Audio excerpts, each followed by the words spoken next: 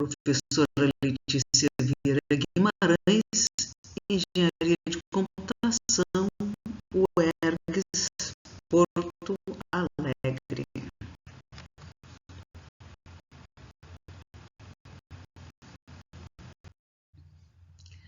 Temos aqui o diagrama em blocos do nosso carrinho seguidor de linha. E aqui temos o nosso esquema, botei aqui um motor esquerdo, motor direito, presos a um círculo aqui que representa as rodas do motor, as rodas do nosso carrinho seguidor de linha, né? É um carrinho, tá? Um carrinho com 3 rodas, 2 rodas aqui, né, ligadas ao motor, outra ligada ao motor direito, e uma roda boba aqui embaixo, que eles chamam de roda boba. Depois nós vamos ver aí num dos desenhos esquemáticos aí. Temos a ponte H, a bateria, o Arduino, que é o nosso controlador, e o sensor esquerdo e o sensor direito. Muito bem. Sensor esquerdo, SE, sensor esquerdo, SD, sensor direito, atuadores, motor esquerdo, motor direito e a ponte H.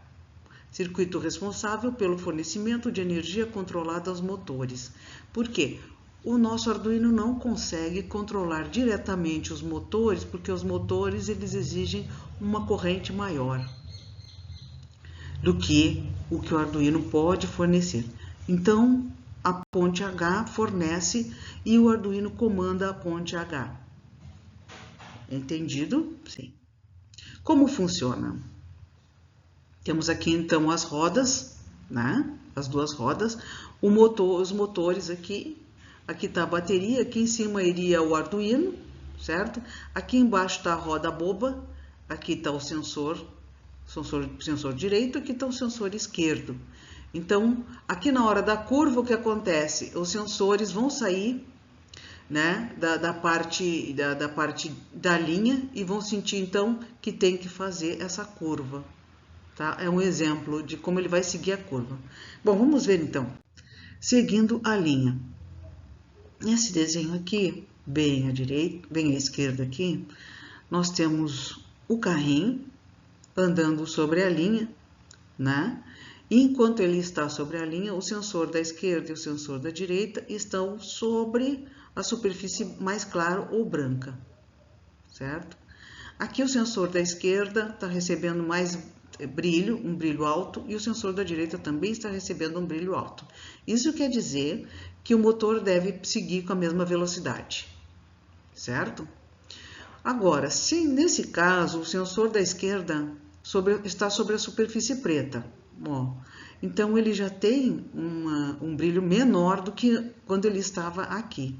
E o sensor da direita ainda está com um brilho alto. Quando isso acontece, a velocidade do motor da direita deve ser maior que o motor da esquerda. Então, aumenta-se esse aqui, motor da direita, ou se diminui o motor da esquerda, certo?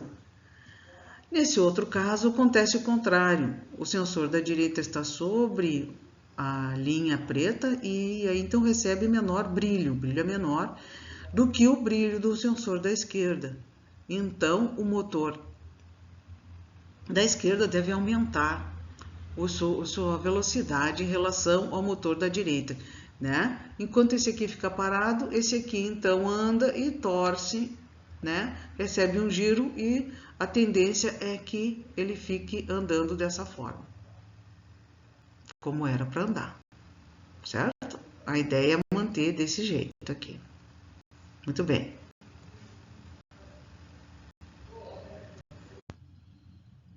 Aqui está uma montagem em que eu substituí a ponte H por 2 transistores. Por quê?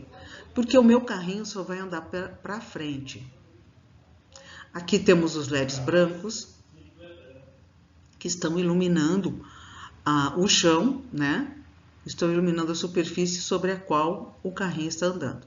Aqui estão os motores que posteriormente vão ser conectados às rodas, aqui e aqui, né? Aqui estão os sensores de LDR, o LDR da esquerda e o LDR da direita, tá? Os transistores vão fornecer corrente suficiente para os motores, cada um dos transistores, o transistor da esquerda e o transistor da direita. Tem um diodo aqui que é para evitar a queima dos transistores quando o motor for conectado, tá? Isso aqui vocês vão aprender em circuitos 2. Temos aqui também, ligado na base do transistor, um resistor no terra, né, ou no negativo da bateria, outro resistor ligado então ao comando, né, PWM do nosso Arduino. Vamos falar sobre PWM em seguida, tá? Esse é o objetivo desse projeto, é esclarecer o PWM, né, para vocês poderem usar posteriormente. Aqui então, nesse fio roxo, está conectado a esse resistor que está conectado à base do transistor, que vai então fornecer a corrente suficiente, tá, para esse motor. Olha aqui, aqui sai o fio, né, e sai o outro fio para o motor. Aqui, da mesma forma, temos o fio verde ligado ao PWM, o pino 3, aqui é o pino 5. Né? E aqui é o pino 3 ligado, então, ao fio verde. O fio verde está ligado a esse resistor, que está ligado à base desse transistor, que vai, então, acionar esse motor aqui, certo? Essa bateria, então, ela vai fornecer energia para os motores, né? E, posteriormente, para o Arduino também, quando estiver tudo instalado no carrinho. Certo? Temos que pensar que esses sensores aqui vão ser instalados no carrinho, né? E que vão ter que estar na frente, na parte frontal do carrinho, onde vai ser daquela mesma forma do esquema em que vimos anteriormente, certo? Muito bem. Aqui tem um fluxograma, então, em que colocado o carrinho de forma que os motores estão com a mesma velocidade, que eu denominei velocidade 2, né? Os dois motores. Então, primeiro se lê esses sensores. Se o sensor SE estiver menor que 258 e SD menor que 258, nós estaremos andando sobre a linha. E aí, então, voltamos, né? Continuamos com a mesma velocidade e lemos, né? Podemos voltar aqui ou voltar aqui, certo? É melhor voltar aqui, né? Que esse aqui vai voltar por aqui também, né? Tá? Então, quando SE for maior do que 258, quer dizer que está fora da linha, tá? Então, aqui, é menor? Não, então está fora da linha. Está fora da linha, eu diminuí a velocidade do motor da direita. Isso quer dizer que elas não estão iguais e o motor da direita está menor, quer dizer que o da esquerda vai andar mais rápido para poder se ajeitar na linha. A mesma forma que acontece desse outro lado, tem que ser inversa, tá? Se estiver menor de 258, está sobre a linha preta e ele continua com a mesma velocidade, certo? Então tá. Aqui, entendido esse fluxograma, vocês devem, então, ou refazer um fluxograma que vocês entendam, ou discutir isso em aula, como esse fluxograma funciona de fato, certo? Então, aqui agora, nós vamos estudar as saídas analógicas, né? O falso analógico do Arduino, que é feito com um PWM. Tá? Arduino chama de saída analógica os pinos de saída digitais que podem gerar PWM. Então, os pinos D3, D5, D6, D9, D10 e D11 podem ser configurados como PWM. Tá? PWM pode ser usada para diversas aplicações, como, por exemplo, controle de velocidade de motores, variação de luminosidade de LEDs, geração de sinais analógicos, geração de sinais de áudio. Certo? Então, tá aqui, mas o que é PWM? O que é PWM, professora? Bom, o PWM, em inglês, quer dizer Pulse Width Modulation, que é a modulação por largura de pulso. Tá? O que é um pulso? Isso aqui é um pulso, ó. Vai de 5 e cai para 0. vai de 5 e cai para 0. Outro pulso, ó, aqui, ó. Mas são pulsos diferentes, professor. Assim, tem larguras de tempo diferentes, né? Tem a mesma frequência aqui, ó, porque, ó, o período é o mesmo para todos eles aqui, tá? Mas então, vocês veem que o tempo que está em on é diferente do tempo que está em off, né? Tempo que ele está em 5 volts é bem menor do que o tempo que ele está em 0. Nesse caso aqui, o tempo é igual, tanto para em 5 quanto em 0 volts. Aqui, em 5 é maior, fica mais tempo em 5 do que em 0, né? Então, é uma técnica utilizada por sistemas digitais para a variação do valor médio de uma forma de onda periódica. A técnica consiste em manter a frequência de uma onda quadrada fixa. Então, a frequência é fixa, vejam bem. E variar o tempo que o sinal fica em nível lógico alto. Varia o tempo, ó. Tempo pequeno, tempo médio e tempo grande. Tá? Esse tempo é chamado de Duty Cycle, ou seja, o ciclo ativo da forma de onda. Tá? Então, o Duty Cycle é isso aí. Tá? Bom, analisando as formas de ondas, nota-se que a frequência da forma de onda tem o mesmo valor e varia-se o Duty Cycle da forma de onda. Quando o Duty Cycle está em 0%, aqui é 0%, quer dizer que não sai nada, tá zero. 0 volts naquela saída lá que a gente escolheu. A saída 3, a saída 5, a saída 6, né? Tá? Então, consequentemente, para um Duty Cycle de 100%, a saída assume seu valor máximo, que é 5 volts. Para um Duty Cycle de 50%, a saída assumirá 50% do valor de tensão. E a média seria, então, 2,5 volts, tá? Portanto, para calcular o valor médio da tensão de saída do PWM, pode-se utilizar a seguinte equação. Vout é Duty Cycle sobre 100 vezes VCC. O VCC é os 5 volts, tá? O Duty Cycle pode ser 50%, 5 sobre 10 vezes 5, né? 50 sobre 100 vezes 5 dá 2,5, certo? Aqui um exemplo, né? Do 2,5 que está aqui. Tá? VCC é a tensão de alimentação, o Duty Cycle é o valor do ciclo em porcentagem, ou seja, quanto tempo fica em on sobre quanto tempo fica em off. Tá? On ligado e off desligado, ou on 5 volts e off 0 volts, certo? Então, anotem aí as dúvidas e perguntem durante as aulas ou lá no Moodle. Então, como utilizar o PWM do Arduino? Tá? Tem uma função chamada Analog Write, tá?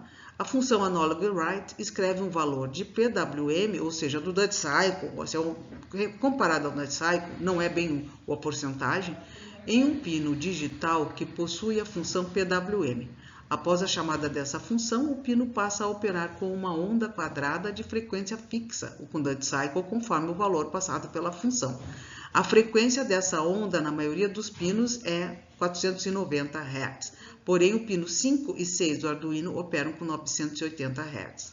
Tá? Isso é bom porque a gente fica sabendo quais as frequências que eles estão operando aqui. Para utilizar a função Analog Write, deve-se configurar o pino correspondente como uma saída digital. É interessante notar que essas saídas não são conversores digital analógico, como o nome sugere. Esses pinos não estão relacionados às entradas analógicas, tá? Então, é um PWM que imita uma média, que gera uma média de sinal, que imita, então, que dá como resultado uma saída analógica, tá? Então, a função Analog Write deve ser utilizada da seguinte forma. Olha a sintaxe aqui, ó. Analog Write, qual o pino que você vai mandar o sinal e qual o valor, então, desse sinal, na média, né? Então, o pino correspondente ao pino que será gerado, o valor correspondente ao Duty Cycle, que é assim, ó, o valor deve ser de 0 a 255, tá? O valor que vai ser colocado aqui. Então, 0 para saída 0 volts, né? Média 0 volts, e 255 para média 5 volts, tá? Muito bem. Então, vamos utilizar a montagem a seguir para exemplificar o uso do sinal PWM para a variação do brilho de um LED com a placa do Arduino Uno. Veja, o circuito possui um LED ligado ao pino 3 com o devido resistor e um potenciômetro ligado à entrada analógica 0, certo? Então, temos aqui, ó, PWM controla a luminosidade de um LED conforme o valor do potenciômetro. Tá aqui, ó. Então, o LED está no pino 3, o pino, né, tem um valor aqui análogo pino que vai sair, o sinal analógico ou PWM para a leitura do potenciômetro. Ah, ele vai ler o potenciômetro, sim. Então, é uma entrada aqui analógica e tem uma outra variável que é val, o valor, para armazenar o valor lido. Vamos ver, então. Tem o pino, o modo do pin mode, né? Que é LED pin output. Então, o pin mode, tá? Vai ser o LED pin, que é o pino 3, e vai ser uma saída. Configura o pino LED pin 3, que é o 3, como uma saída. E depois, então, faz um loop, ó. Coloque o valor analógico do pino que foi lido, né? Do análogo do pino 0, A0, tá? É o A0. Lê o valor do analógico e escreve no LED pino do valor sobre 4, tá? Então, ele aciona o LED com o valor analógico lido e divide por 4. Por que divide por 4? Porque o valor máximo que se consegue aqui no analógico é 1023, tá? Então, 1023 é muito alto, porque o valor que é colocado aqui na saída do PWM, o maior valor é 255, tá? Então, é isso que acontece aqui. Bom, agora aqui, ó, esse aqui é o código do nosso carrinho, tá? O nosso carro que segue linha, tá? Colocamos o motor em 0, o motor direito, o motor esquerdo, colocamos também, eu botei o sensor E e sensor D porque o SE não foi aceito pelo compilador, tá? Então aqui, ó, temos os pinos, o modo do pino A0 é input, o modo do pino A1 é input, o modo do pino 3 é output, o modo do pino 5 é output, tá? Então, entradas A0 a 1, saídas 3 e 5, que são as saídas PWM, tá? Então, aqui nós estamos configurando o início do programa. Agora, o motor direito vai ser 2, o motor esquerdo vai ser 2, o sensor E vai ler, vai ter o valor dele lido da entrada analógica A0, o sensor D vai ser lido da entrada analógica A1.